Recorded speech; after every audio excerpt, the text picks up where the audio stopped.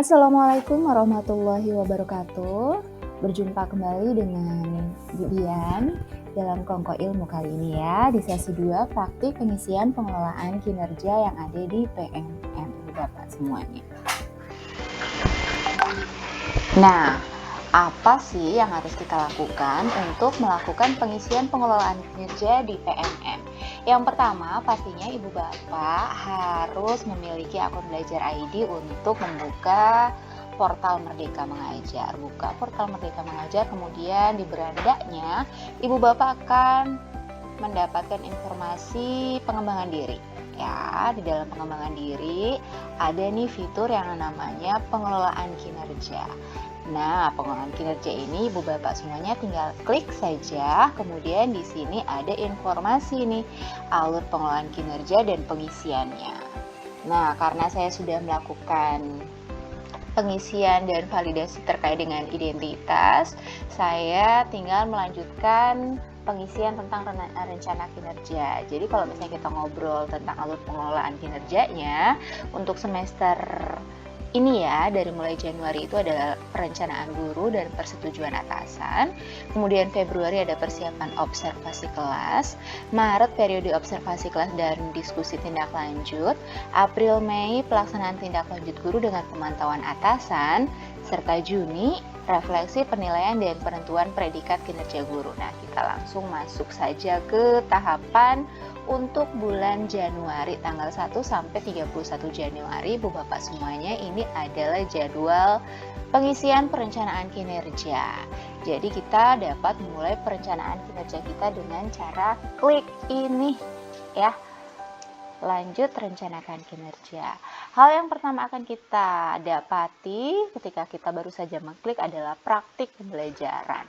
Ya, pada praktik pembelajaran ini kita harus memilih setidaknya kalau nggak satu indikator yang menjadi fokus peningkatan kinerja kita selama 6 bulan ke depan kurang lebihnya ya. Jadi di sini ada rekomendasi berdasarkan rapor pendidikan satuan pendidikan kita versi terakhir, kita boleh klik. Di SMA saya ada dimensi manajemen kelas, dukungan psikologis dan metode pembelajaran.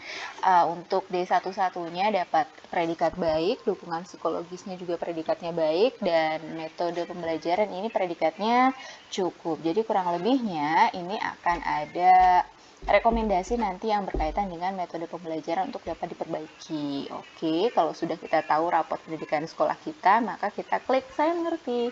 Kemudian kita lanjutkan ke pemilihan indikator yang akan kita capai nih dalam 6 bulan ke depan. Diutamakan untuk dimensi-dimensi yang memiliki warna kuning. Tadi sekolah saya pada dimensi metode pembelajaran memang cukup ya. Jadi ini kuning ya, sedangkan yang lainnya sudah hijau. Jadi disarankan untuk memilih indikator aktivitas interaktif, instruksi pembelajaran, atau instruksi yang adaptif. Cukup satu saja yang dipilih. Misal saya memilih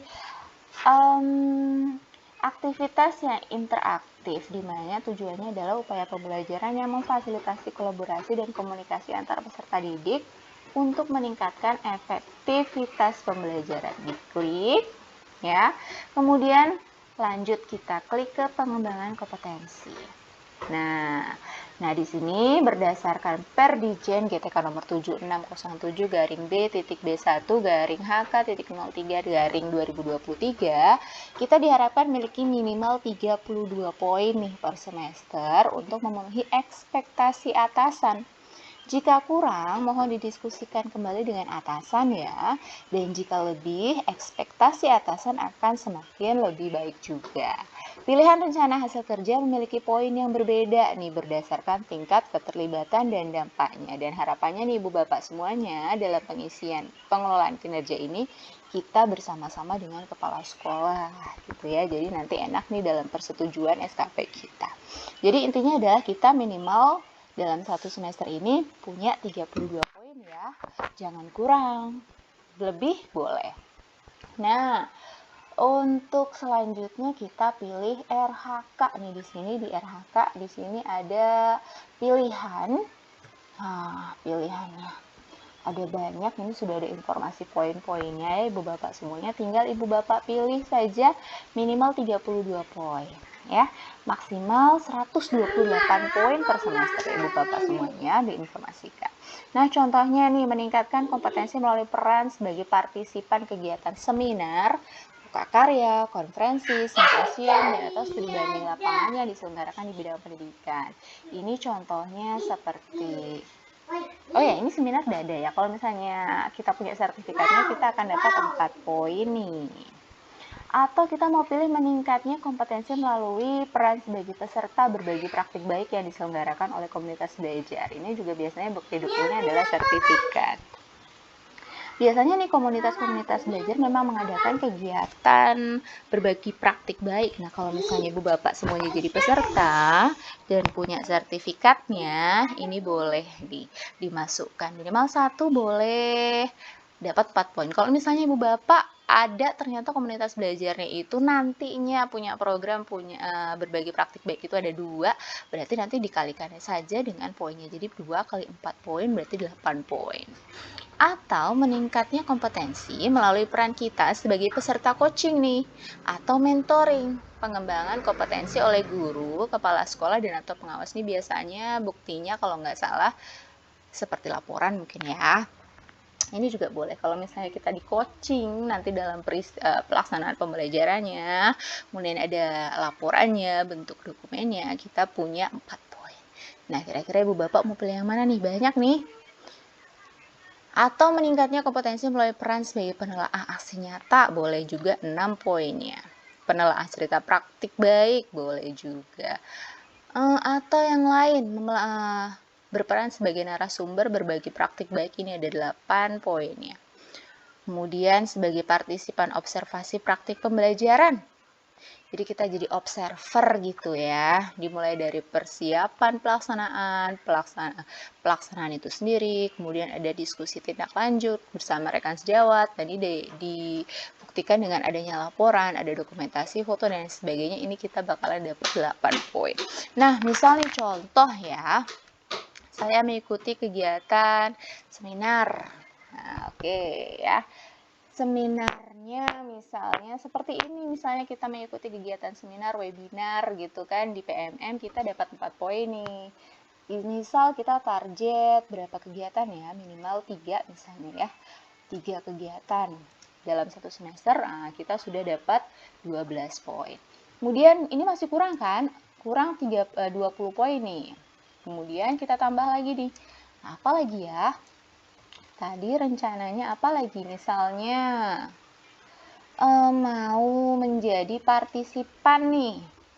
Observasi praktik pembelajaran ini biasanya dilakukan oleh kawan-kawan yang satu rumpun, misalnya IPA, melakukan lesson study, misalnya mau kegiatan PPK gitu kan, observasi, kemudian melakukan persiapan, pelaksanaan dan diskusi, atau juga praktik coaching gitu ya. Nah, bisa nih 8 poin gitu kan. Oke, sip, ting. Nah, misalnya minimal kita ambil satu kegiatan deh, sudah dapat 8 poin.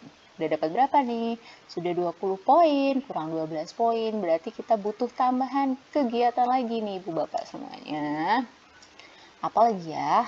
Yang pas, yang sesuai dengan kompetensi yang kita miliki gitu ya. Contohnya lagi, meningkatnya kompetensi melalui peran sebagai peserta pelatihan mandiri ini, sesuai model kompetensi guru, kepala sekolah, atau pengawas sekolah. Ini yang biasanya di PMM ada nih, pelatihan mandiri PMM. Boleh nih. Misal 1 semester ini kita rencanakan kita ingin mengikuti 2 kegiatan pelatihan mandiri di PMM. Oke, sip. 16 poinnya, dan tengok kita sudah mencapai batas minimal belum? Oke, sudah. Kalau misalnya Ibu Bapak mau tambah boleh gitu kan. Tapi kalau misalnya Ibu Bapak rasa cukup ya, dirasa cukup menyesuaikan dengan jadwal Ibu Bapak semuanya, ya sudah. Berarti kita lanjut lagi ke tugas tambahan ya. Nah, sementara ini dulu ya Ibu Bapak semuanya, tapi masih ada ya step lanjutannya. Tetap ikuti video selanjutnya. Terima kasih. Assalamualaikum warahmatullahi wabarakatuh.